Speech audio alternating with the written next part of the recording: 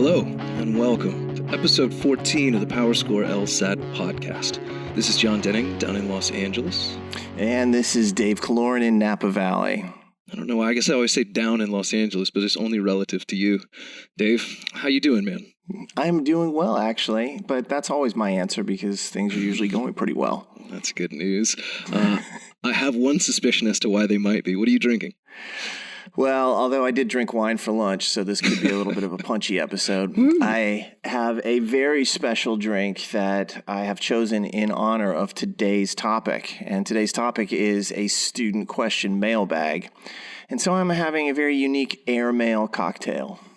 Which sounds like just this thing you call that's actually the name of this particular cocktail. Tell me what's in it, because I'm ignorant to airmail cocktail. It's a real drink. It's not like a rum and coke that I've just decided to call airmail cocktail. Although that would work for me too, to be honest. That's right. This is, I had to really stretch for this one, but this relates to obviously the mail theme that we've got going on here. And this drink is made with 2 ounces of rum. And you put some lime juice in it, probably like half ounce or an ounce, a little bit of honey. And then you top it off with about 4 or 5 ounces of champagne. Interesting. I like all of those things individually. I'm sure they're delicious together. It's the first time you've ever had one, right? Yes, which is, obviously an homage to this topic. So I was like, I got to come up with something more creative than usual. And I think this is one of the first times, this is the first drink I've had that I haven't had previously. There you go. Special made. This podcast benefits everybody.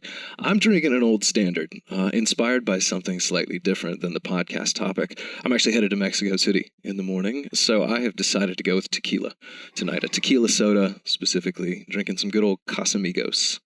Very nice. Yeah, man. Trying to give George and Amal some of that money for the kids. They'll take as much money as you can give them. That's what I've discovered about people who make liquor. I'm sure they will.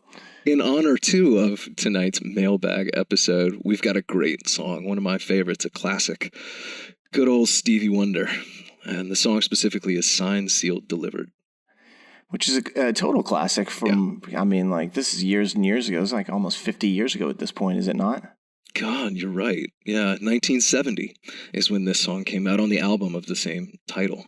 I didn't even know any of this. Yeah. Well, I'll give you one more piece of Stevie trivia if you want it for this song. Let's hear it. If I had to give you like the over-under guess on Stevie's age when he put, Stevie, like we're pals, on Mr. Wonder's age, when he put out Signed, Sealed, Delivered, I suspect nearly anyone would guess too high. You know how old he was when this was released? 25, maybe? It's a good guess. He was 20. Well, Michael Jackson had hits when he was in the teens, so... He had hits when he was in the singles. Single dude. That's true. Well, that obviously matches up with everything we're doing from a mail standpoint. And entire focus of this episode is going to be to take questions that we've received over the past couple of weeks and just knock them out one by one. And so I think this will actually be a pretty fun episode, cover a lot of different ground. Yeah, I love doing stuff like this. It's definitely a much more diverse episode as opposed to the single topics that we tend to go with. Yeah. Before we dive in, what's been going on in the world of both PowerScore and the Lsat, as it turns out? Well, one of the choices I almost made was to drink water today because, as you know, we just got back from New York. That's right. One of the things that we do yearly at PowerScore is we take everyone in the company to a city location and kind of just get together and hang out for a while. We've gone to like Las Vegas and San Francisco and places like that. And this year it was New York City, which turned out to be, as you might expect, in the city that never sleeps, an incredible amount of fun. Although at the very end, I was like, I need a break.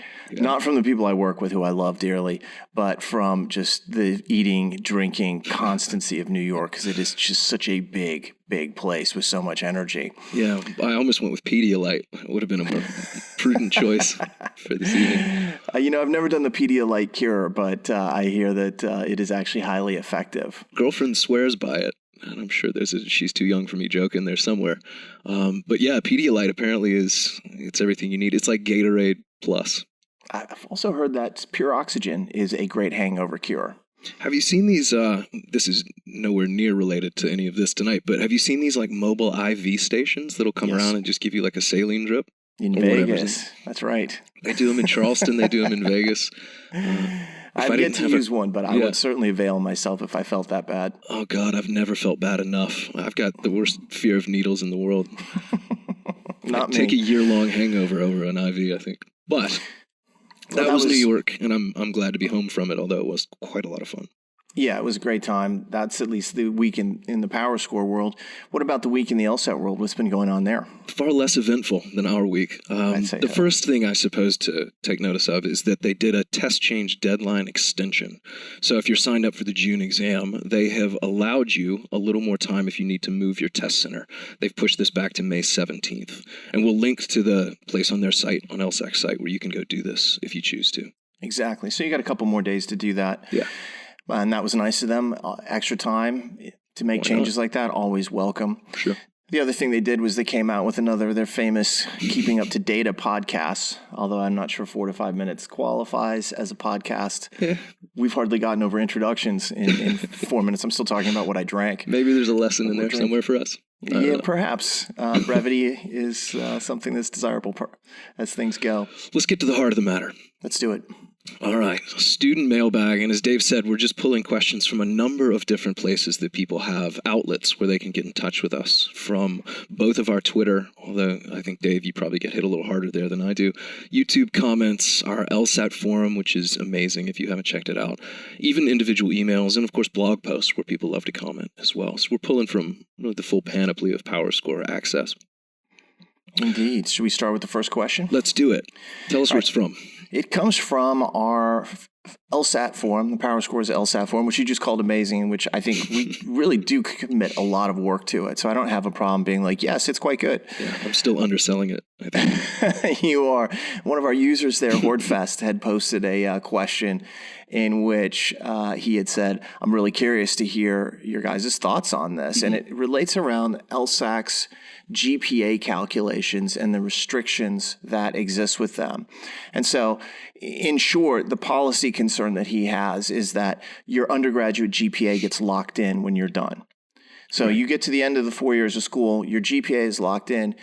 And the concern is, well, what about retakes? Shouldn't I be able to come back and retake certain classes and do better? Because if you're 18 or 19 and you maybe get a bad grade, this sticks with you forever.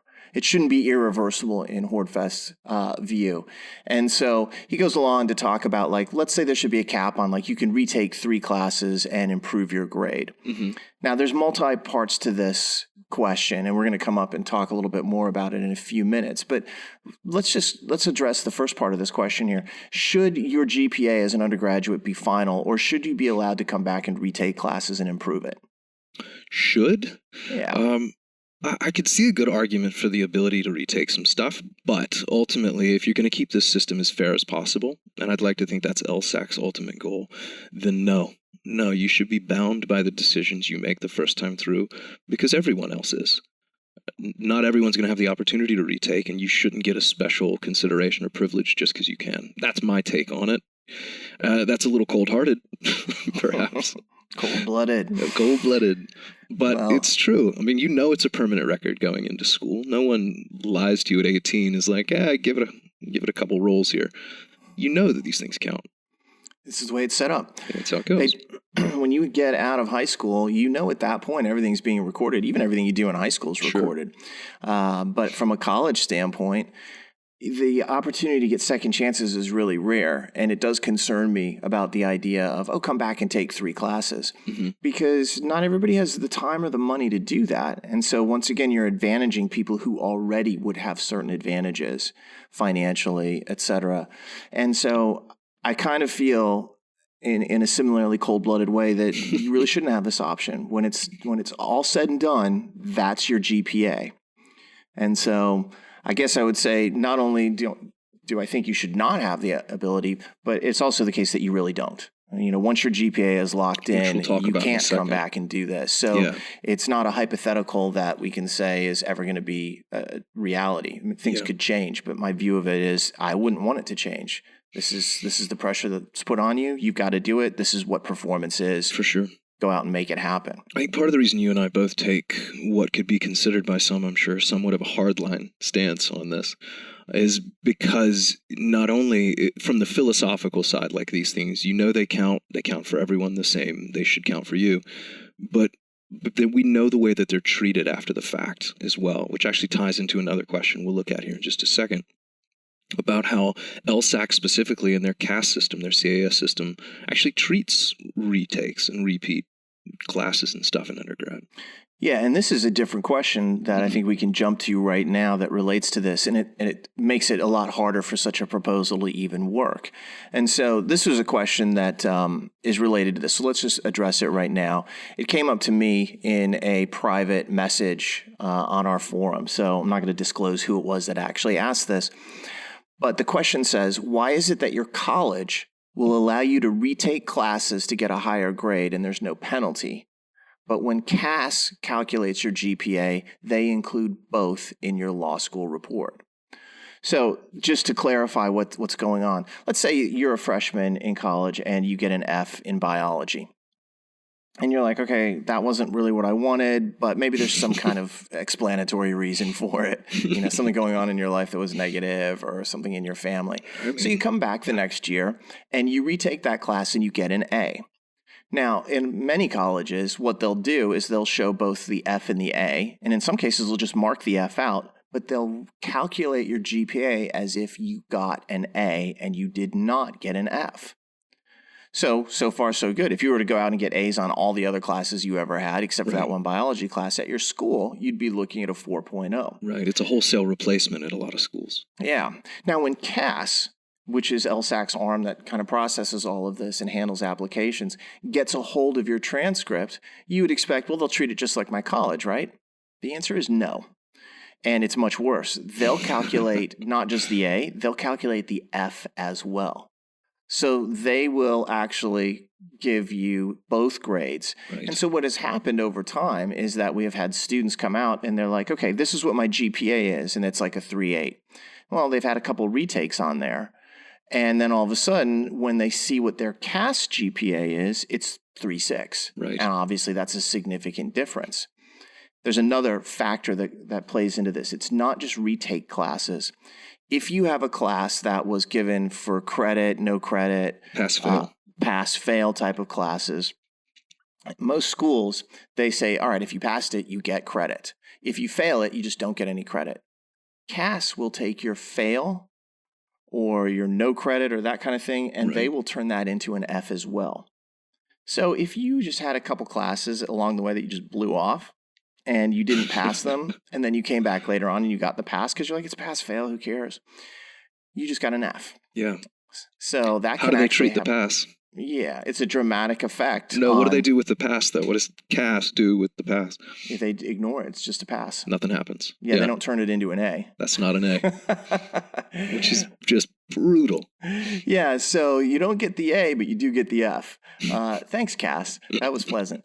And what that means, though, is, you know, initially a lot of students are like, well, that's okay. My college GPA is calculated this way. But the problem is that's not what law schools use in their calculations. If CAS comes in and says you have a 3.5, that's what you are for the process of making decisions and then the reporting process as well. And that's the standardization that occurs with CAS. Yeah, as I've had to explain it to a whole host of disappointed students, your college transcript and your college GPA may not be the same thing. Exactly. CAS cares about the transcript, not the GPA. So whatever your school says you are as a grade point average, congratulations.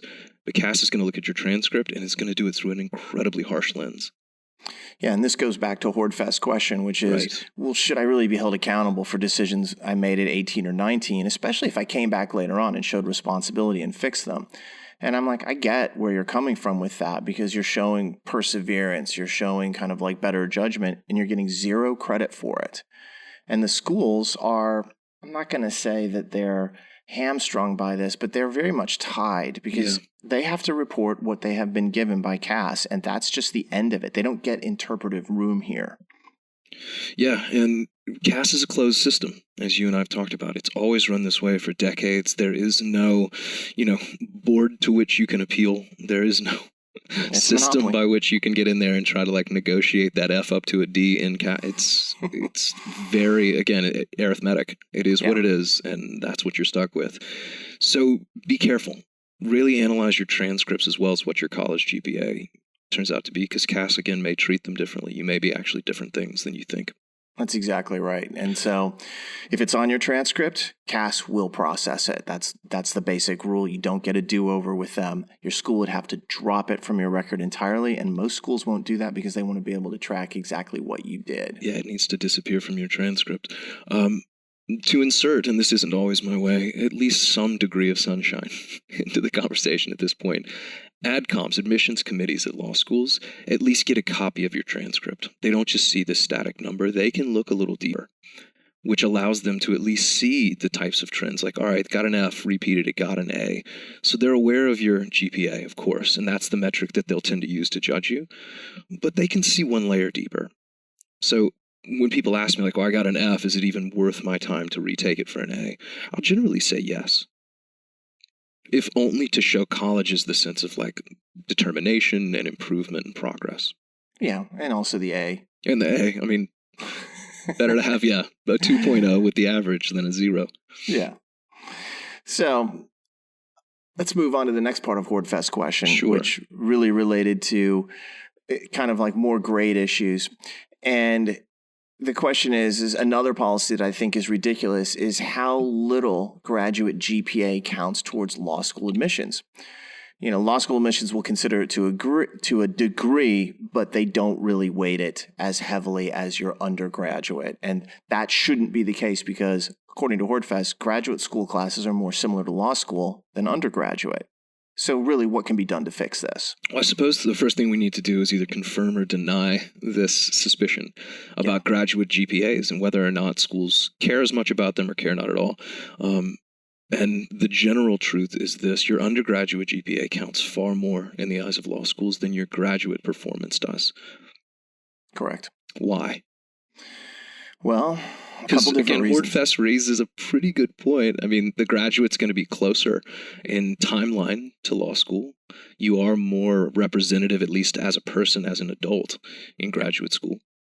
Why it's wouldn't not schools an care as unfair much? question. Yeah, I think it's a totally very fair reasonable. concern. The problem is that every student who applies to law school has an undergraduate GPA, whereas many of them do not have graduate GPAs. And so there's not a universal comparison point there. And I want to come back to that point in a second. For sure.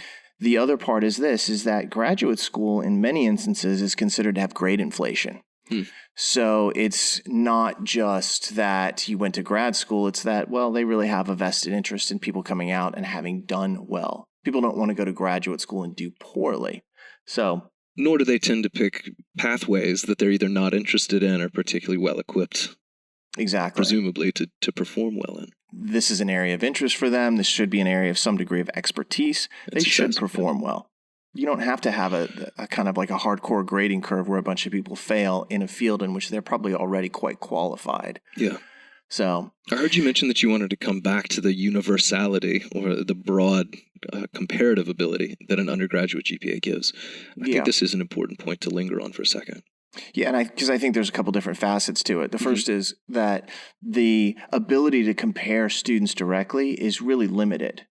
And when you take a look at a graduate GPA, that doesn't exist. You have some students who have it. You have many students that don't. When you look at undergraduate GPA, you have a much better opportunity to compare, although imperfect still. Sure. Everybody has an undergraduate GPA. There are problems, though. And, you know, I think you're acutely aware of this. You went to Georgia Tech. It's a school that's known for hard grading. Very hard, yeah. If you went to a school that has a really hard grading curve, well, you're being penalized compared to a school where people actually had a really easy grading curve. I think, what is this situation? If you have like a 3.0 or a 3.1 at Georgia Tech, what's your percentile? This is what it was when I graduated. If you graduated with a 3.1, you were in the top 10% of your class. That was Dean's List or something. Yeah, which is really great, obviously.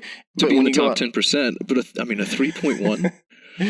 When you apply to law school, especially these days, it's 3.1 is like you're beneath the 25th percentile median at so many schools. You're doomed. Whereas if they ranked you based on just, hey, he's in the top 10 percentile or whatever, you'd be Totally looking different. great compared to people coming out. Again, I don't want to start to name schools. You had Yeah. wine for lunch. You might want to name some schools. I'm not going to pick on anybody personally. There are some schools out there that are known for great inflation. Yeah. So someone coming out of there might have a 3.7 or a 3.8, but they might not have worked as hard as someone who has a 3.1 or a 3.2 from a place like Georgia Tech. Yeah, against perhaps like less stiff competition. The other thing too is the undergrad degree that you choose. Sure. There were no easy paths, at least for my undergrad institution, but there was still variance within what people did. All the athletes, for the most part, not stereotype, did management. Just a good old generic management class. And that track was kind of known to be the easy way out, relatively. Yeah. Yeah, your major is ridiculously difficult, at least in my opinion. Well, in mine as well. Yeah, I studied like applied molecular biology with an undergrad in psychology. So I had, I spent all my college in a lab mostly. Or, that doesn't sound doing fun physics to me. and inorganic chemistry and things. No, it sounds exactly as fun as it was. The good news is, Dave, I've gotten a lot of mileage out of that degree. Yeah, you sure have. We talk about it all the time. But anyway, that's a great example of why, graduate GPA isn't used and weighted so heavily. Undergraduate GPA is weighted pretty heavily, but then it also explains why the Lsat is weighted the most heavily. For sure.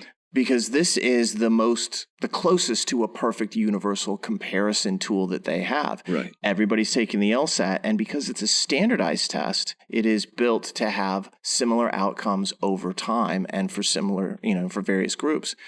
So when you look at that, that's one of the reasons they put so much emphasis on the LSAT itself, is because they're like, well, I know that a 160 from somebody who went to Georgia Tech is the same as a 160 for somebody who went to Stanford or Arizona State or American University or any of a host of universities out there. Phoenix Online, right. Yeah. I can't compare their GPAs very easily, but I certainly can compare their LSAT scores. And so as you look at this, there are good reasons why a graduate GPA isn't weighted quite as heavily as one might expect. In fact, you can see the hierarchy of significance or prioritization in this. LSAT's at the top of the list because it is the most consistent thing. Undergraduate GPA is next because it's the next most consistent, not quite as much. And then you get into what I would call the softs of an applicant, things like a graduate degree, things like work experience and a resume, life experience, etc. But that's where you really start to see people become individuals. The LSAT's the great unifier. Agreed. So I think overall, it's not going to change either. That's the way it's going to be, and it's just something that we have to accept. There is nothing that can be done to fix it because they don't want to fix it. They're satisfied that it is working the way that it should work. And I realize that sometimes seems unfair, but this is the system that we're in, and we're going to have to deal with it. Yeah, I think in the eyes of the people who do this, which are really the only eyes that matter, they don't see anything to be fixed. They're like, no, this is how it should work. Exactly. So here we are. On a related note, speaking of people peppering you with questions, I think you got a Twitter message from Felicia there. Yeah. You want me to read this and then you reply? Yeah. Okay.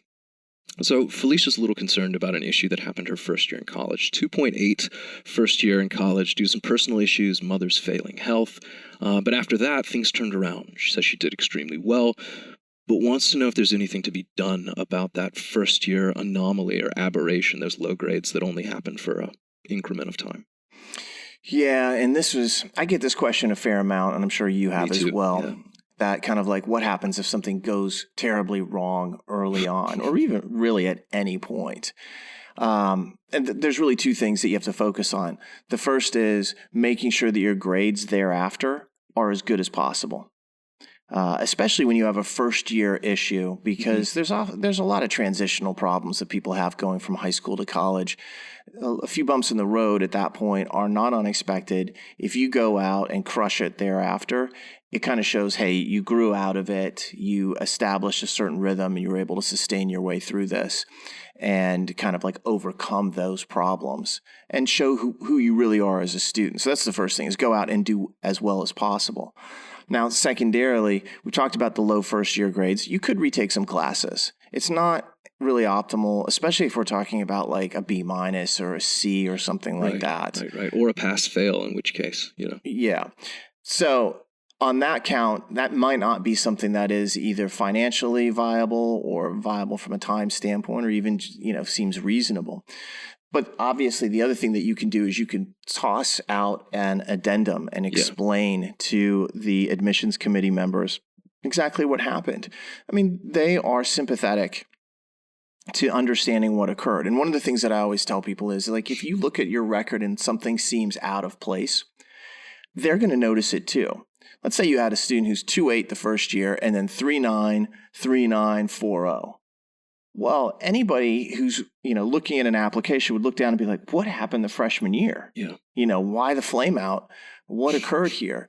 So write an addendum that addresses that GPA and accept responsibility for what occurred. I understand that my GPA wasn't so great the first year in more formal terms, and then explain why that occurred. Talk about the personal issues, talk about what happened with your mother's failing health, and also talk about the effects of that, how that impacted the choices that you made and what you learned from it. Right. That's a big part of this. People are okay with mistakes as long as they see growth that comes out of them. What they don't want to see is a possible scenario where there's a mistake that could occur again, especially in law school. So you want to address it in a really head-on, very adult way and take ownership for it, explain it, and then talk about why it's not going to happen again, all without making excuses, all without complaining, no woe is me or why did this happen to me kind of stuff. Own it. Yeah, I think it's easy sometimes for people to conflate the idea of an explanation with an excuse. And those aren't necessarily the same thing. An explanation comes with, this is what happened, here's what I gained from it in terms of knowledge, here's why it wouldn't be an issue again. And again, if you've demonstrated that growth with future grades that are improvement, it really does hit home. I think any AdCom would read that and be like, fair enough. Agreed. Yeah. Let's move on to the next question. Cool. Which is a blog question from one of our students who goes by the name of Rose. Rose. And she says, I took the Lsat for the first time last year and I got a 156. I was going through some personal issues at the time and took a year to figure out if I really wanted to go to law school. Turns out I really do. So after changing the way I studied and making a career change to give me more time to study, I just retook the Lsat and got a 163. Yep. I am trying to decide if I should retake the test upcoming here in June. Mm-hmm. I'm worried that the 156 score looks bad, especially if I took it again and did worse than the 163. If it dropped. Yeah. So there's a couple different pieces here, and I think we can break this into two parts. So first off, she goes from 156 to a 163, and I think that's a really good increase. Yeah. We were just talking about how the 156 was impacted by personal issues. Do you think she needs to explain the 156 to 163 increase? I don't. No. Yeah, agreed. I think if it had gone in the other direction for her first two, she'd have a better case for an addendum. I still probably wouldn't. And the reason why is, as you well know, schools really only care about your highest score. And with only 2 scores on your record, you're fine. Now, she'd gone from 133 to 163, or 136 to 163. That might require at least a paragraph of explanation, but 156 to 163 is just natural improvement. It happens so often. We see it all the time. It's that kind of increase is great, but it's also not so unusual or even unusual in a way that it jumps off the page. It's like, how did that happen? Yeah. Now, with that 133 to 163, if that had been the case, this is what I call that natural question. Somebody looking at it would be like, what happened? You know, what happened in that 133? Were they sick? Was it a bad test day? Was the test center, next to the football game? All sorts of questions come up. And when you have that scenario where anybody would ask a question and want to know the answer, you should answer it. Never leave open question marks in your application if you can help it, especially any big ones. Yeah, this big, right. So I always put myself in the shoes of the people who are reading an application, my application, say. And I think if I were to read this, to what extent would my curiosity be amplified? How extreme would my uncertainty or just inquisitiveness about this be? A 133 to 163, I'm dying to know what happened. Yeah. It's not even that you're worried about the 133 because you figure if you can get a 163, something must have happened. You're just a curious person. I'm just mystified as to how. That's why they put the tabloids in the checkout line right in the grocery store because people are like, what happened there? Are Brad and Jen getting back together? Oh, my God. So, there's tons of things like that. People are naturally curious. They want to know answers. Your job as an applicant is to actually provide those answers to the big questions, not every little thing. Right. So let's go back to the second part of that, where her concern is, all right, I have a 156 and I have a 163. Now I'm worried that I might come back out here and not score as well as 163. What so happens if her should score she stays the same or retake? drops, right? Yeah. Yeah. Is that even a legitimate concern, I suppose, is the first thing. And happily, Rose, no, don't worry about that. Schools really do. And North American schools, or American schools, I should say. There are some schools in Canada, as you will find doing some research, that may still average, but American schools universally do not. If your score drops, you're 163. If your score stays the same, you're 163. If you cancel, you're 163. Yeah. The highest score washes away the memory of all other lower scores. So why do you think people still have this strange relic stigma almost in their head, or these whispers of days gone by with the average? Why do you think people are still hung up on this idea? Well, because it was so entrenched for so long. I mean, this used to be that the average score is what was being used. And so that kind of tie back to the average, and, that gives a lot of weight to lower scores. That's institutionally entrenched from years ago. Yeah. Even though schools now act in a different way, there's that mindset that's out there among applicants, and there's tons of articles that are, very old that talk about this. Right. Yeah, also, there's even some artifact language on school websites still. Oh, yeah. They talk about, we view all scores the same, and it's just simply not true. Yeah, and when you get in there and you actually talk to some of the people in the know, they're like, no, we use the high score because everybody does, and that's all we have to focus on. I think the other thing is that the number of times that people could take the test is increasing. And so you are going to start seeing more and more scores that people have. And that'll further diminish that kind of even concern over any lower score on the part of students. If you have two scores, like Rose does, and it's a 156 and a 163, of course in your mind you're like, 50% of what I did is a 156. Right. That's not how law schools view it. It's how we as test takers view it, because we're like, if only I'd gotten that 163 first, I wouldn't have to worry about this.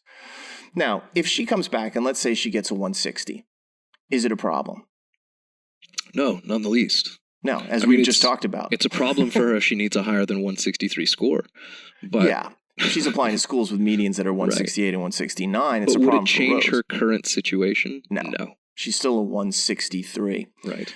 And I think, the question that sometimes people will ask is, well, if I have this kind of score variety, should I take the risk of retaking it? And I always say the same thing. If there is a chance that you could get better than, your current high score, take it. Because points matter in this game, and they matter not just for admissions chances, they matter for the kind of financial offers that you get. And the closer you get to the medians, the better your chances of all those things turning out well for you. The only time I really tell students not to retake it is when their performance on their high score is something that to them is an outlier. Right. And they feel like, I got so lucky with that. I had a student who had a 168, and every prior practice test that she had taken had been like a 160, a 161, and on test day, it all came together. Yeah. And this happens. It was a good test for her. She felt good. She was able to get sleep the night before. She went out. She nailed the 168. She got her score. She didn't believe it. She actually called them and said, "Did you guys send me the wrong score?" And they're like, "Nope, that's your score." Oh, she investigated them making a mistake in her favor? You know what my response was? Don't call them. Don't call them. If they did make a mistake, keep it. Yeah. No, but seriously, she'd gotten the score. She had the ability. It was just, it hadn't been coming together for her. So she said, should I retake it? I'm like, what's the best score you think you could possibly get? And she's like, if I got lucky again, I'd get like a 163 or 164. That's the situation where you don't retake, because it's like you already hit the jackpot. Lightning struck. It's not going to strike again. You're not going to win the $500 million jackpot again. Then you can walk away. If you have that score where you're like, oh my gosh, this is so much better than I ever thought I was going to do, then you're good. But if you feel like there's a chance you could improve your score, do everything possible to do it, it can be worth thousands and thousands of dollars when it comes down to the negotiations that you make with each individual law school. For sure. I mean, there are other individualized cases. Somebody who knows what school they want to go to, they're so far above the medians that taking it again wouldn't matter, even if there's still a few points they left on the table. But for the most part, for those just trying to do as well as they can, yeah, unless you hit that LSAT lotto, keep going. Yeah, agreed. Let's move on to the next question, which is kind of related to this as well. This is another blog question that came in from Miss Darnell.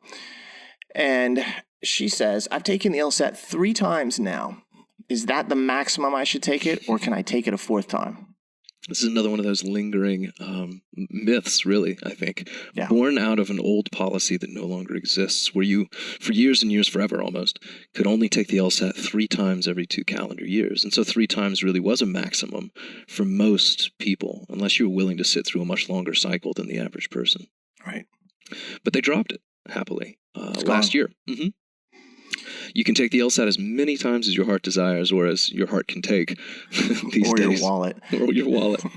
It's not cheap, that's for sure. Although, as we just discussed, it's usually a pretty good investment for even another point or 2 if you want to keep at it. But is 3 times some sort of maximum limit? No. Not administratively, and not in the eyes of law schools either. No, and I think as time passes and we get further and further from dropping this 3 times in 2 years rule, and also now that we enter a period in which the LSAT is given 10 times a year, which is what's coming up in the calendar year 2020, I think what we're going to see is the typical student takes the LSAT more and more themselves. Yeah. I don't think 3 times is going to be considered even unusual or rare. I think 4, 5, 6 is going to be much closer to what the norm is. And, right now we're seeing students who have taken the LSAT 5 and 6 times getting into top schools. Sure. And again, that's because the high score is what matters. Yeah. So if you just keep taking the LSAT and you can do better and better, there's a certain point where you're like, why shouldn't I just do that? Yeah, I just had a former student take it for, I think, the 7th time in March. And she just sent me an email 2 weeks ago that she'd just gotten off the wait list at Harvard. She's in 7 and that's attempts. 7 LSATs. Yeah. And I think Harvard, to me, I always think about it this way. If you take the LSAT 7 times, you have got perseverance. Like, you're dedicated. You're like, this I'm person after wants this. to be a lawyer. Yeah. from an admissions committee. Right. I would probably be very impressed by that. Be like, this person is, they're a bulldog. God, if I don't come back from Mexico this weekend, Dave, it's not because I was kidnapped. It's because you just reminded me about 10 tests a year. Could you please come back, though? I said this the last time you went to Mexico City. Be careful. Be careful. I will. You know me, I'm not a flashy guy. So. Oh, yeah. I saw you in New York, and you're a flashy guy. All right. Well, anyway, yeah, I think the old days of 2 tests, 3 tests, especially now that the average is gone and all these other factors you just mentioned, those, you're going to be more of an outlier with only 2 scores than I think with 5, frankly. Yeah, I don't think 4, 5, 6 is any big deal. Now, let's say you've taken the LSAT 7 or 8 times. And maybe in 5 years, this won't be even an issue to talk about. But right now, it's not the norm. Should you write an addendum? Again, I think this, I'm feeling like I'm dodging a lot of your questions. I'm going to answer it, but it's going to be somewhat gymnastic in the sense of it depends on what that scored pattern or trend shows. If you take the test, say, 6 times, but it's a 160, 162, 64, 66, 68, 170, do you need to write an addendum for that? No. No, school's going to look at that and be like, look at this kid climbing, Kept getting better. Yeah. They'll understand what was going on. It'll make sense inherently, intuitively. It'll be clear what's occurring. So there won't be any natural question that arises where you say, hey, what's going on? And you and I could throw out a million different examples of cases where it would feel almost like blind darts. Like, what was going on with this guy? There's a cancel, there's a 160, there's a 142, 2 cancels, 163, 148, a cancel. Like, what is happening? Now I really want to know what's up with this person. Yeah, exactly. That's the kind of thing where you would want to probably write an addendum to explain not so much the number of attempts, but the underlying causation in those attempts. Like, give me a trend here. Show me something. if you were to show that scoring pattern to just a random person on the street, they wouldn't be able to explain it and they'd be confused by it. That means you probably need to explain it. Yeah. So I don't see you as avoiding the question there. The question is so contextually based and depends on each person's situation that is what makes the determination as to whether or not you need to write an addendum about it. Yeah. But if you've taken the LSAT 3 times and you're like, I don't know if I should take it a 4th, everything that I'm seeing and everything that I've heard from other admissions experts is it's not a big deal at all. Yeah, certainly the downside to taking it a 4th time is not 4 takes. Yeah. It's the time and the money. It's the time, it's the money, yeah, all of that. As I say to people sometimes, like, human beings, if nothing else, are really well-evolved pattern recognition machines. And if you can't see the pattern in something, it makes you uncomfortable. Don't make admissions people uncomfortable because they can't spot your patterns. Don't leave them with open question marks that they may give a negative answer to. Make sure you supply the positive answer. That's a good way to put it, too. Manage their own understanding of what's happened to you. Let's do one more kind of like admissions LSAT type of question. This was a question that actually came up on Twitter yesterday. Somebody asked me about taking the GRE versus the LSAT. And of course, if you've been looking at law school admissions recently, you're probably aware of the fact that some schools out there are using the GRE at this point. And this person, who goes by the handle of Just Jack, said, at this point, is there even any advantage to taking the LSAT over the GRE? And of course, my answer was yes, there's many advantages still. And I'll throw this out with the caveat that this may change in coming years. But right now, the circumstances haven't changed enough to really warrant someone saying that the GRE is clearly better or even equal to the LSAT. Yeah, as of this conversation, the things we're about to tell you are true. Yeah, as of this date. Right. So it's funny, when I first saw Just Jack's question, which you just read out loud, I read it twice because I thought I had misread the second half of it. When he says, is there any advantage to taking the LSAT over the GRE? And I was like, I wonder if Just Jack means, is there any advantage to the GRE? But that's not what this is. The question really is like, aren't these two on equal footing? Aren't these two obviously interchangeable? Why take the LSAT at all? Was basically what the question turned out to be, but that's not how I read it the first time. No, and that was Just Jack's point, as it turns out. It's like, well, they're equal, so who cares? Yeah. And he had followed that up with me by saying, isn't it the case that every top 20 law school accepts the GRE now Almost anyway? Every, yeah. And that's not the case either.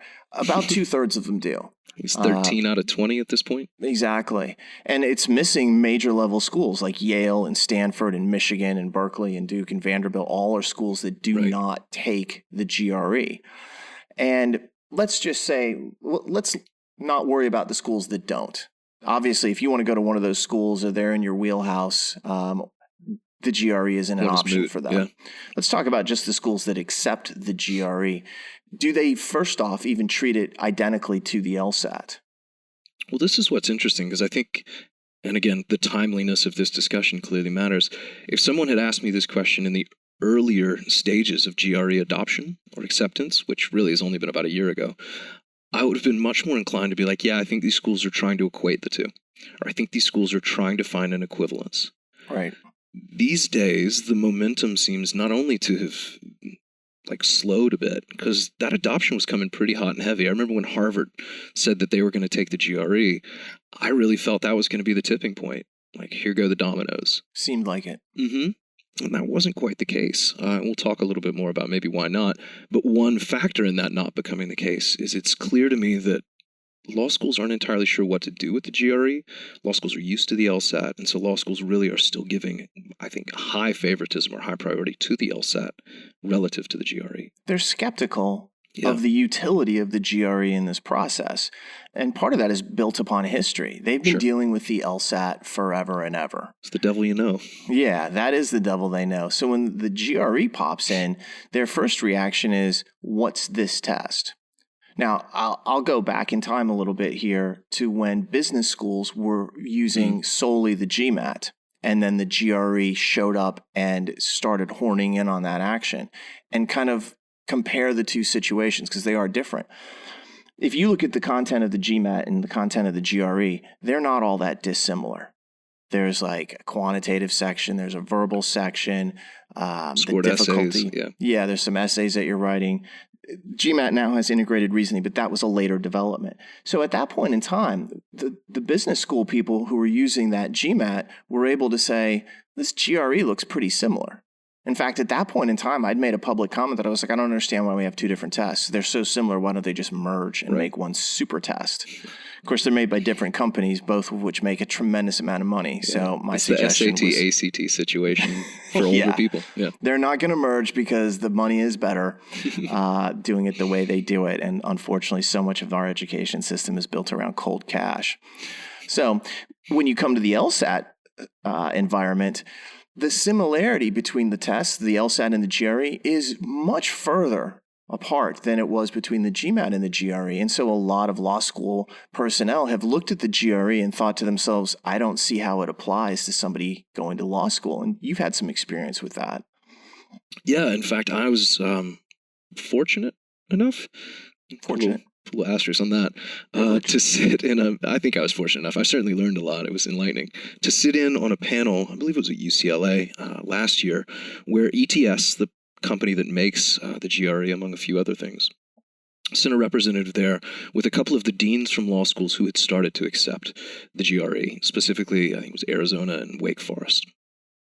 And it was a room, me, and then a room full basically of like admissions people, consultants, deans, commissions people, and committee people. It was a bit clamorous when it came down to the use of the GRE because this room in mass could not understand how in the world triangles were going to possibly be relevant to law school. And I kept hearing this come up. What does math have to do with law school? And of course, I'm biting my tongue to think like any honest assessment would say the same thing about logic games, right? On either side, if you think math's not relevant, you've got to look at a grouping game and feel the same. But if you feel a grouping game is relevant, then the underlying skills should apply to coordinate geometry. They're very mathematical and hierarchical. It's just analytical reasoning through two different systems. Yeah. So if you can solve an algebra thing, you can put a variable in a spot. That's all it is, which is games. Anyway, it was really fascinating to watch the almost innate repulsion that this room full of people had towards the idea of accepting the GRE and treating it similarly. Now, again, I thought this was a tide that was turning. Credit, I guess, to LSAC for getting out there and stymieing these wounds, Yeah, they've done a good job. They look pretty battle wounded in this, and I think they've done a pretty good job of stitching themselves up. Well, they definitely took some shots, and they were wounded, but they made a lot of good moves. Obviously, making the test more accessible by having 10 tests a year. Mm-hmm. Now their digital move, which will hopefully allow the security and the timing and a lot of the problems to go away that had previously existed. They're making efforts to improve the situation, even their outreach on social media in terms of like, hey, we're now doing blogs, we're doing these live webinars, we're even doing mini podcasts. Yeah. It's a different attitude. And so it's helped that they are working with a whole bunch of people who already were familiar with them, who mm-hmm. are dependent upon them. But by the same token, they had to go out and do this work. And so I think it's making a difference. They still have systemic advantage, though. If you have worked with the LSAT for years, you're comfortable with it. The GRE is new. And to me, what I've seen with law schools is they want to hold GRE applicants to what appears to be a higher standard. If their median is like a 90th percentile LSAT, they don't want a 90th percentile GRE. They want like a 95th percentile GRE. So you're being held to higher standards from what I've seen so far. And I believe over time, if these two tests are accepted equally, that'll go away. But the second thing that goes along with is that the current rules used for reporting in the ABA and so forth favor the LSAT. And this is a really important point for somebody mm-hmm. who's sitting out there thinking, I might take the GRE because I don't like the LSAT. Because I've done badly on the LSAT in the past. Yeah, you need to really rethink this. The current rules work this way. If you have a recorded LSAT score, that is what will be used in law school admissions to consider you. If you add a GRE score to that, it is not factored in. So if you've gone out and you've gotten a 140 on the LSAT and you're like, I hate this test, I'm going to go take the GRE because I can do better, you're already in trouble because there's a 140 on your record, and that's what they're going to use. Yeah. The only time the GRE is being used in admissions is now if you are a GRE only applicant, meaning no LSAT score. No reported LSAT score. If you've taken the test twice, LSAT twice, and canceled, and you go take the GRE, you're fine. You're still a GRE. Now, I would maybe look a little bit askew at that if I was a school. Like, how bad did this go to force you into this other pathway? Might be a time for an addendum if you feel like it needs explaining. Depends. Maybe. Yeah, I think that's probably right on the fence. But, if you have an LSAT score, that GRE it looks great on the fridge. That's as far as it's going to get you.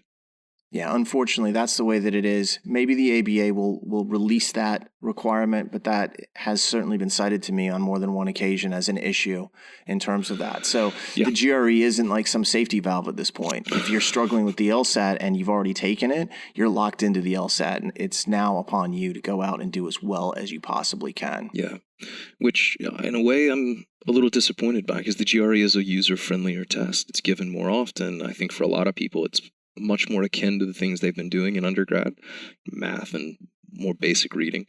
And it comes with, and this is a big part of the reason these deans also were really averse to it, it comes with the ability to hide your scores. There's a score select tool built into the GRE where you can take it 3 times, but only report 1 of those results and act like it's the only score you've got. In the law school, people didn't know that. Ooh, and as soon as they found it out, they instantly started throwing around words like lawsuit against ETS. We will sue you for these results. What are you going to do then? That was the vibe in the room, and I was That's like, ridiculous. But that shows you that they were upset about it. Very. And that it was a legit concern on their part, because they expect to be able to see all the scores, because guess what? They have been with the LSAT for years and years. Yeah, I'll make one final point to this too, and maybe we can move on. You made a comment before, and I try to say this with the appropriate sense of irony, about how much money is involved just in the educational industry. And one of the things that I think was motivating this semi-frenzy towards the GRE is what applicant numbers were doing 2 years ago, 3 years ago, and this crater effect that we had started to see, that's begun to turn around. And again, credit to LSAC for being an active player in the upswing that we've seen.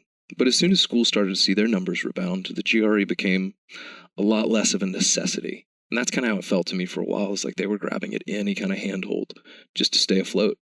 Yeah, when there's possible desperation, you'll reach for anything.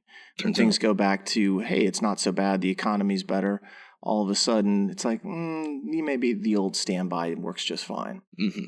So I'm sure that is playing a role in this as well. Agreed. There's a lot of factors here. All right.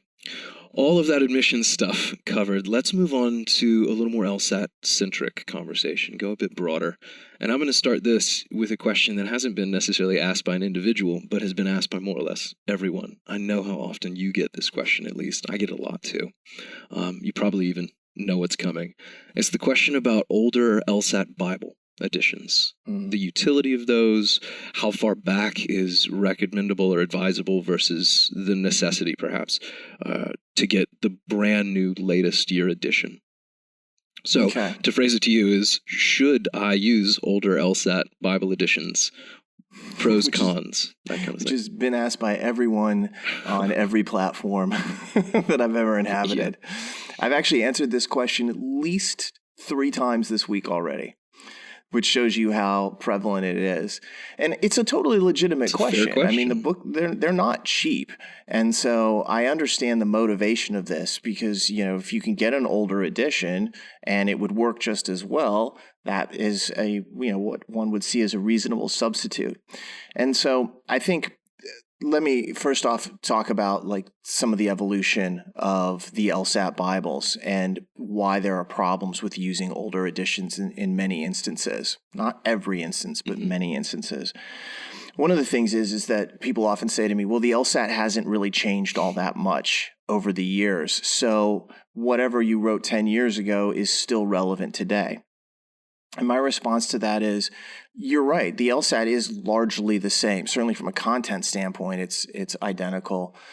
They have made some smaller changes in terms of what they do. But that aside, let's just grant the point that they're relatively similar.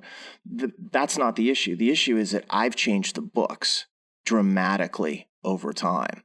And so depending upon the edition that somebody might actually be using, they could be using something that, from at least my perspective, I consider to be extremely out of date and lacking in terms of how comprehensive it is, how well it explains the ideas, and so on. And a couple of years ago, I actually wrote a blog post about this because I'd gotten the question so much. It was driving me crazy. And I was like, well, do you need the newest editions? And I talked about how each book had evolved over time. And I'll give you a good example. Someone asked me this week about using a 2008 Logic Games Bible. It's only 10 years old. Well, that book, if I recall from edition to edition, that book is about 232 pages long. It's close to the original version of that book. The current 2019 version of the Logic Games Bible is over 720 pages long. And it wasn't just me hitting space over and over and creating a bunch of blank pages. What happened was that I kept adding content. The first editions of these books were, I think, very useful, but I wasn't able to cover everything. And one of the things that's been so great about talking to students is that they'll point things out to me like, you could have explained this more clearly, or, hey, could you address this? Or I'll be answering a question and think, I could expand this and make it clearer. And I've had situations come up where people are like, hey, I don't understand this point. And I will have to stop and be like, you're using an older version, aren't you? Because I explained that in the 2012 version, or I added that, and every version since then has it. I'll be like, oh yeah, I've got a 2009 version. I'm like, this is one reason right away where I'm like, when you use older versions, you are using something that by definition isn't as up to date as it possibly could be. The first big problem with that is you're missing a lot of content. Secondly, you're missing a lot of like the refinements that I've made where things are clearer and easier to absorb. A great example of that is, John, you and I have worked on the Reading Comprehension Bible over the last 3 years. And although the page count isn't dramatically different, it is different. The new ones are bigger. The actual focus and presentation in those books, I think, is considerably better today. Me too. Than it was 3 years. And this was a 3-year process where we evolved the tonality of the book, the way we made the points, the emphases that we made. And the student feedback from 3 years ago was pretty good. It wasn't as good as I wanted, though. And so as we went into this, we're like, let's really increase the usability of this book. And now the student feedback that we get is, oh, this is great. This is fantastic, It's much easier to use. And they don't have a comparison point in history. So they're just like, I'm enjoying using it. Whereas in the past, it was a little bit more mixed. And so, you once cited an analogy to me about medicine that really kind of like brought it home for me. And you might want to share that about the using the older books versus using the current books and the whole medical idea. Yeah, my philosophy on it, I think it's sometimes easy for people to maybe view us a bit skeptically in this because, look, of course we want people to get the newest thing. We work hard to make these books new and we're a business. But my philosophy on this is much less capitalistic and much more about just success. So I've analogized it before to people. And so imagine that you have some illness that you desperately need to cure. You're sick, you've got to get better. It's Lsatitis. Lsatitis, as it were. LG-bola. And so you come to me, the world's greatest physician, or one of, and you say, hey, listen, doc, help me, fix me. I found these old pills in the medicine cabinet, or my neighbor had a few extra pills that they used for their illness. And you shake this bottle in front of me and say, is this going to be enough? Is this what I should take? I'm going to have a very hard time recommending that. It might not be harmful, but is it going to be maximally effective? Is that what I would prescribe to you in hopes of really curing you to the best of my abilities and to the greatest possible health that you can achieve? Probably not. And that's the way that I tend to look at these books, is they're simply iterations in the right direction for maximum health, maximum curative value. It's like a surgical technique. Yeah. And you go back far enough, quite frankly, and don't take those pills. Those are too expired. Those might actually come with side effects you don't want to mess with. Well, or that surgical technique, it got you to where you needed to be but it caused a lot of damage and it was slower healing and these kinds of things. Now we have a better surgical technique. Now, to the exact point of should you use older Lsat Bible editions, I'll actually address this head on by using dates. And this was one of the things that was interesting to me is that the early editions of the book didn't have dates on them. I didn't think it would become what it became eventually. And it was only after all sorts of confusion started happening where I was like, this person's using a book that's 10 years old and they don't even realize it. And I was feeling bad about that. That's when we started putting yearly editions. And it's also why every year I make changes. It's not the same book each time. There's always multiple things that change throughout each book. But for me, any edition prior to 2016 is out of date enough that I have concerns when students tell me that they're actually using it. 2016, 2017, I can live with it. 2018, obviously, I prefer, and 2019 is to me optimal. I think coming into the next cycle here, as the digital LSAT comes down the pipeline, everything prior to those editions will be obsolete. And I will say so quite clearly, not just now, but then as well, because the digital platform may be the same content in terms of the LSAT, but the experience, the feel, the presentation, of how you take that test, totally different. The strategy, marking, you name it.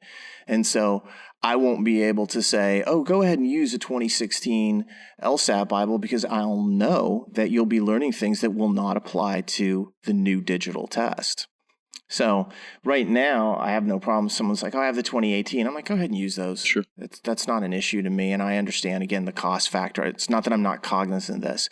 I will just point out to someone who's like, well, I've got 2012 and I'm just going to go with that. I'm like, understandably, I get that. Just keep in mind that your LSAT score is going to have a massive impact on the type of financial offers that you get from law schools. It may make sense to save $20 here, but it may cost you a lot more down the line. Yeah, I think that's really well put. Which sounds dramatic, but at the same time, I feel very passionately about this. I pour huge sections of my life into these books, and for good reason, in my opinion, to try to make them as good as possible. So it kind of sucks when I see somebody using something old and they're like, oh, it didn't have this. And I'm like, nah, it's in the new one. Yeah, I mean, to beat my analogy to death, this is our version of the Hippocratic Oath. Like, we have people's best interests in mind here. So it deeply pains me when I see people doing things against their own self-interest. Yeah. So let's move on. All right. Let's go to the next question, which is another one that I see widely debated and is actually a question that comes up all the time. I love this. Yeah, and this is, most recently I got it in an email, but I've seen it on various forums and so forth in just the last several days. Mm-hmm. This is a question that says, I have read from different sources about when to read the question stem in logical reasoning. Should I read it before or after the stimulus? I know that the Logical Reasoning Bible talks about reading the stimulus first and then the question stem. Are there any exceptions? So, if you don't mind, I'm going to... No, but I see you're on a roll here. Go ahead. And it is interesting. In our books and in our courses, we do talk about the idea of reading the stimulus first and the question stem second. And I actually go to some pain to explain why there are so many advantages to reading the stimulus first. Mm-hmm. And so in some respects, I've become the evangelist of stimulus first. But I will say this, and I say it in the Logical Reasoning Bible, and we have it in our courses as well. I also believe that each person is different, and what works for the majority of people might not be best for every single person. Sure. And that if you find that reading the question stem first works better for you, I'm not going to stop you from doing that.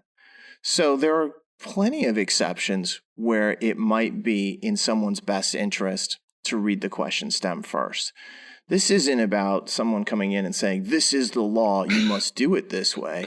This is us trying to say, let's get to the best position for you as an individual, as a test taker. Yeah, so if I'm hearing you correctly, and I think I am, it's almost an experimentation you're trying to encourage.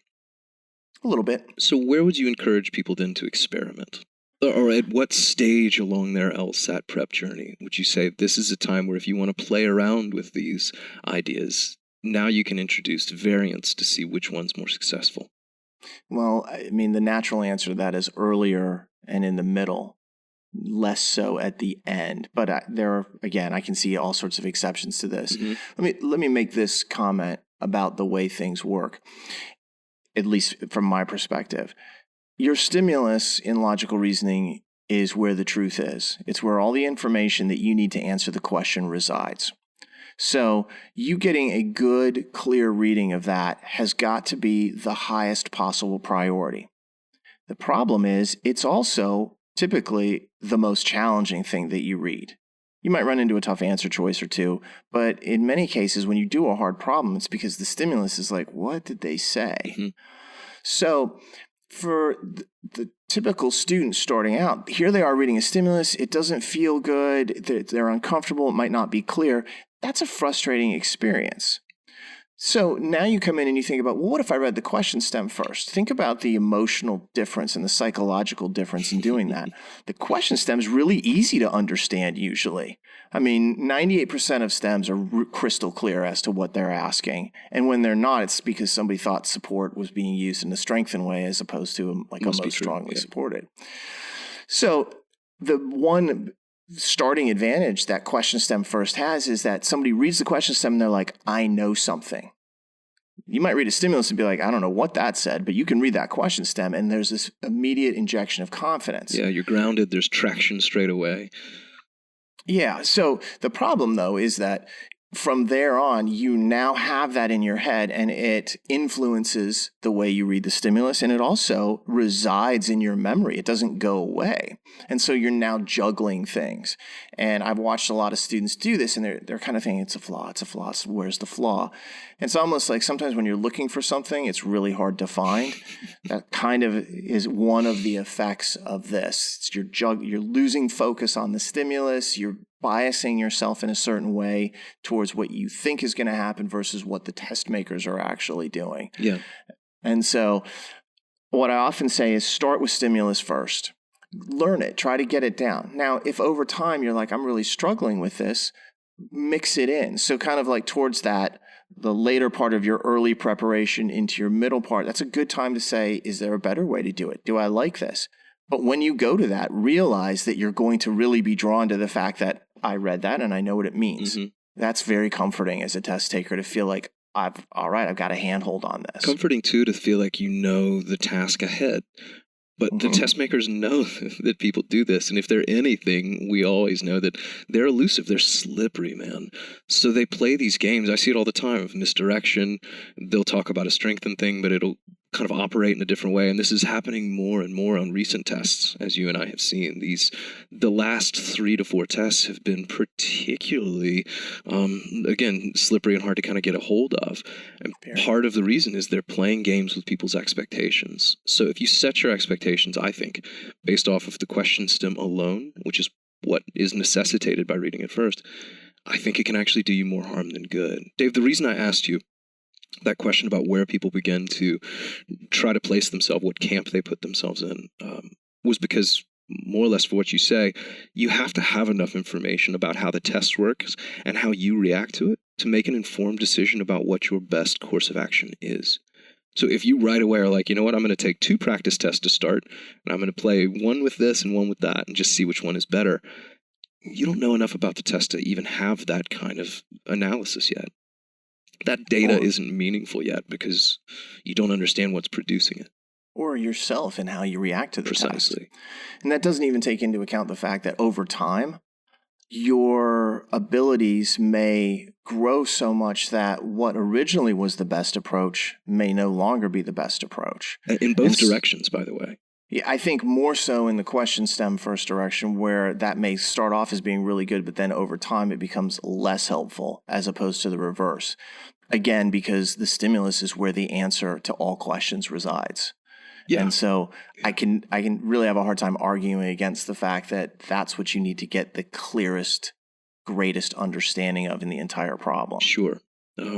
But again, there's room, I think, for arguments on both sides. The reason this question continues to come up is because there isn't a clear answer that's universal. You can't write a single prescription for this.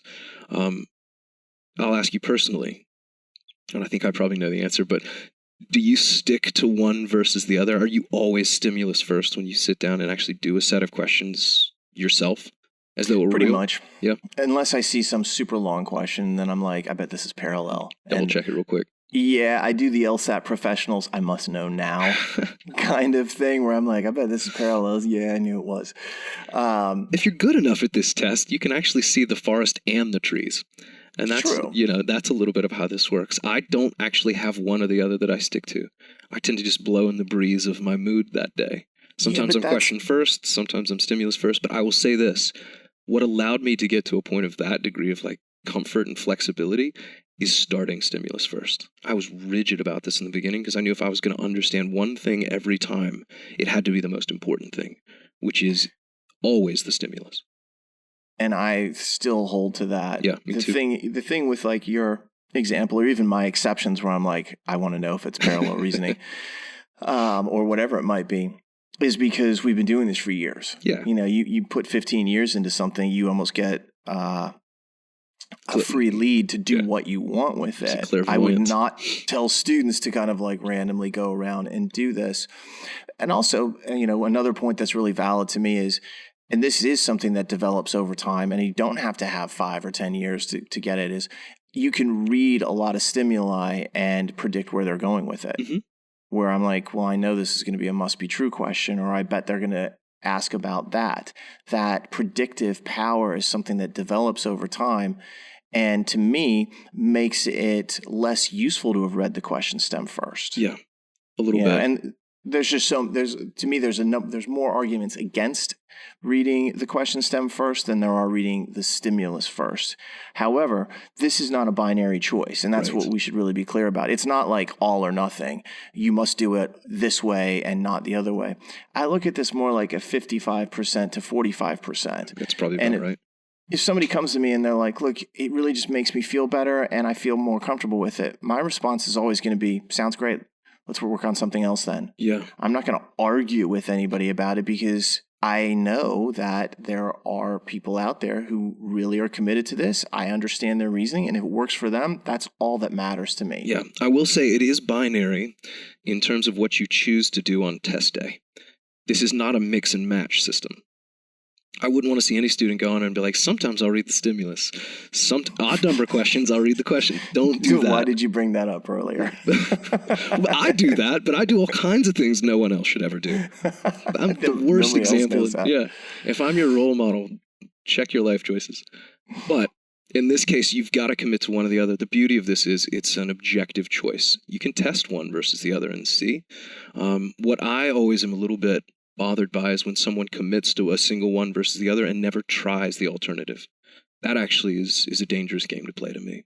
Well, there's nothing wrong with trying it. Mm-hmm. The only thing you're fighting against is the habitual nature of what you do. Sure. Because a lot of times when someone gets into a habit of it, it's really hard to break. And sometimes you can look at it and be like, all right, it's too hard to break the habit. Then don't. Yeah. We're not worried about that. We're just trying to find the optimal solution for each person. And I believe that for the majority, it's stimulus first. But I acknowledge that for some people, it's question stem first. Mm-hmm. There's nothing wrong with that. There's many different ways to climb the mountain. These just happen to be different ways. Yeah. Yeah. So in a way, we haven't answered that question. And in another way, I feel like we've empowered people with a sense of freedom to solve it for themselves. Well, I mean, there's so many like hardliners out there who are like, it must be done this way. I'm like, I'd prefer you do it this way until you prove that it doesn't work for you. Yeah, I think that's fair. Let's move to one final question here, and then we'll wrap it up. This is a question that comes from YouTube, and one of our followers there is Sinawi99. Yes. And this is a question that says, suppose you're nearing the end of a section and you have about a minute left. And you have some questions unanswered still. The first part is, does it behoove you to just fill in the bubbles for the ones that you haven't gotten to yet so you have something answered? Yeah, let's pause right there. Yeah, let's stop right there. Should you guess on the LSAT? Yeah. Always 0 exceptions to this. Don't ever leave a question blank on the LSAT. There's no penalty for a wrong answer. You might as well give it a shot. That is exactly the case. Now, the point that's built into there is you have a minute left. Right. Let's say you're at question 20 and you have 5 remaining questions. You have a minute left. Should you go through and just check the 5 remaining and just pick an answer for them? I think a minute's a bit premature to pull the chute. Yeah. I think it's way premature, and I know you agree with me on this because we've had this conversation before in other contexts. On the digital LSAT, all you have to do is click to the next problem, select an answer choice, it automatically records, click to the problem after that, select another answer choice, it automatically records. So you can actually go through 5 questions remarkably quickly. As fast as you can tap the screen 10 times. Yeah. Certainly 10 seconds 9 would be times. enough to get through that. Now, in the old Scantron testing, you had to go to the problem and then fill in the little bubble. And then if you were like slightly OCD like me, you had to make sure that all the bubble was filled in and there was no like little blank spot in it. But again, how long does it take you to fill in a bubble? 2 seconds tops? If you're, an artist about it? I am an artiste when it comes to filling in Scantron bubbles. So it probably takes me a good 3 seconds. Oh. But it's a masterpiece when I'm done. So, but you get my point is that it took a little bit longer on the Scantrons and the manual filling in. On the digital test, it's instantaneous. Yeah. So you don't have to really worry about it. So I would say that at 1 minute left, you should not jump and go do the remaining questions. You should keep working on the question that you're working on. And then when you were down to 10, 15, maybe 20 seconds if you're really paranoid, then go to it. Yeah. And you have a timer on screen, so you'll be able to see that you're at 20 seconds. Just make sure that your timer is visible at that point because you can turn the visibility on and off. That's right. Yeah, there's no surprises when it comes to time on the digital test. There's not some person at the front of the room with a stopwatch. You see when that time is down to 3 seconds, 2 seconds, So, yeah, what I would say is a minute left. You got about 45 seconds or so to do another question. Or at least to try to make some sort of inroads on a couple of questions, if that's the way to go. That's also one of the rare times on the test I would tell people, if you see an answer that looks good, pick it. You don't need to read all 5 if A looks great to you or B looks great to you. It's better, I think, to try to do 2 questions where you find attractive answers than 1 question where you're really sure. God, it's interesting you bring that up because actually last night I got a Twitter question that said that someone's in a class run by a different company that I'm not going to mention, and their instructor is telling them, when you find an answer that you like, go on from there, don't read the remainder. Ooh. And I knew immediately which company this was. Always.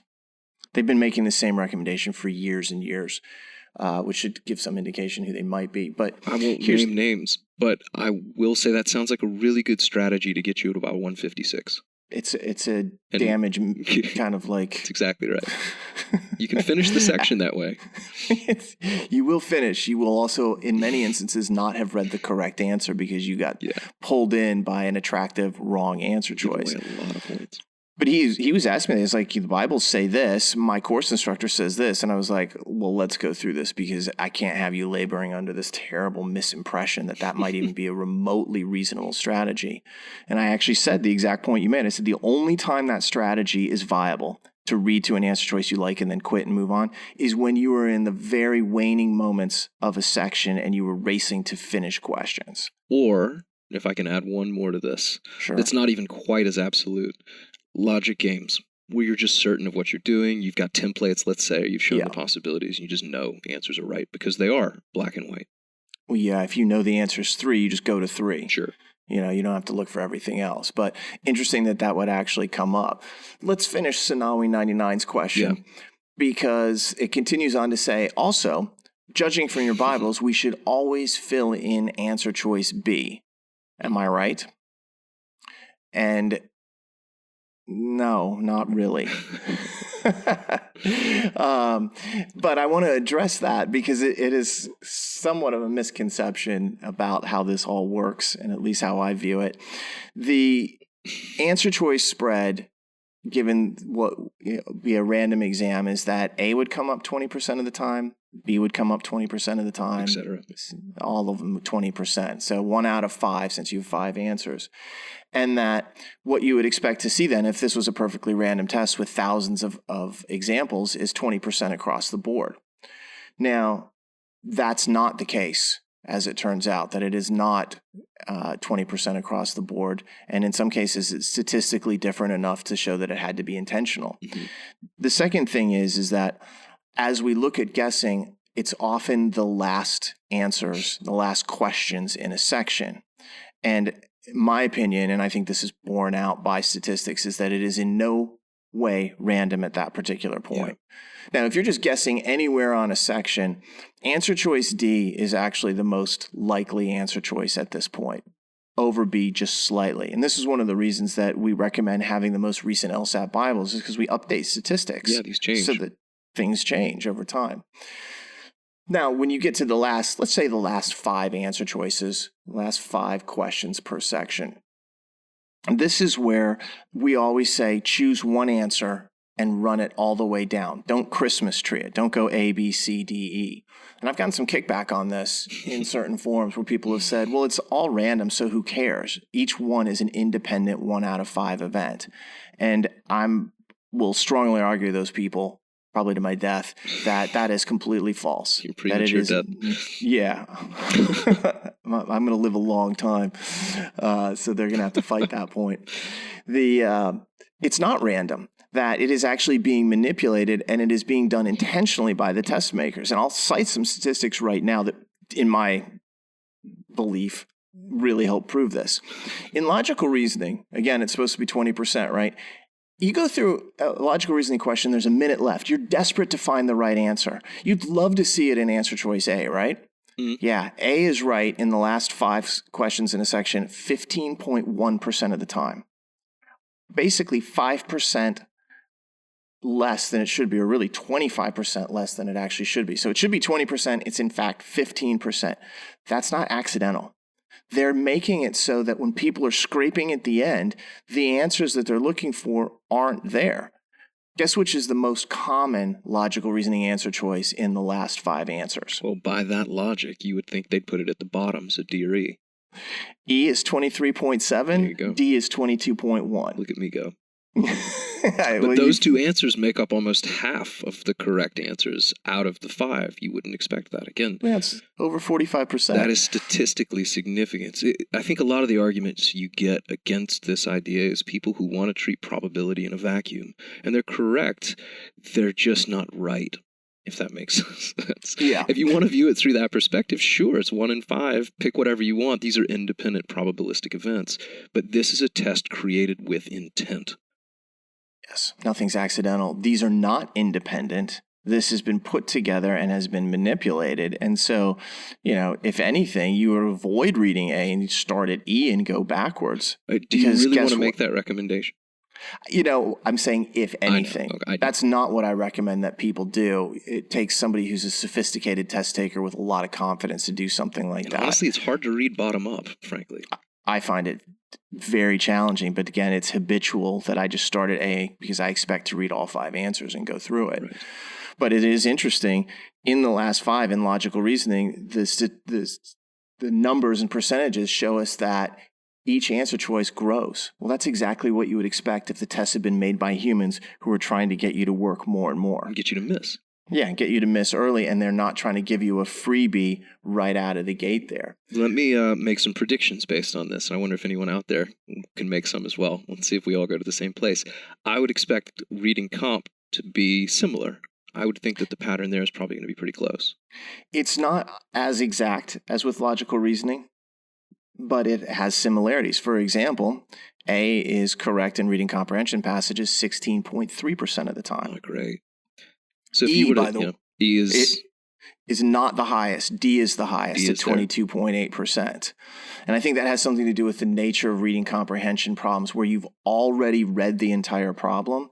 So pushing the answer down in a similar way doesn't have the same impact where you have to read each LR problem independently. But if you could almost visualize these things as like a bar graph, these individual answer percentages, you would expect it to be flat, a tabletop. It's not. It's actually leans.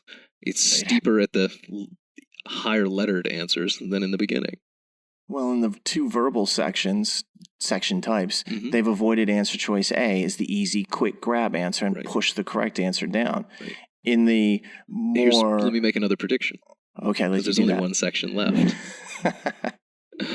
I would suspect that logic games might actually take on the reverse trend, in part to balance this out, and in part too because it just doesn't matter as much. People aren't necessarily fooled by it, or if anything, they don't know what they're doing and they read A and it doesn't click, and so they keep going. Exactly. And that's exactly the case, is that in the section where there's the greatest amount of confusion for the most number of people, answer choice A is actually the most popular answer. Yeah, you put it where they're most likely to just gloss right by. If you've done a problem, you don't know the answer, you're willing to skip A and not necessarily think it's correct.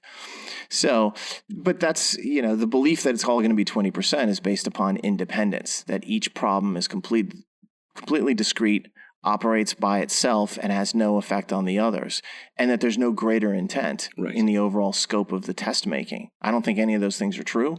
And so what we see here in these last 5 answer choices really is not just unsurprising, it's really expected. Yeah, now there might be a degree of independence in question 12, question 8. Yeah. But when you get to the end and they know people are really rushing, that's where you could start to see the test itself constructed in a way that's designed to punish speed. Yep. Make you pay a price for not finishing. You talk about independence, and there's one final thing I want to make mention of in guessing, which is that the letter you commit yourself to, number one, it needs to be independent of any kind of insight. These are blind guesses. This is just pure randomized, I don't know, I'm just bubbling.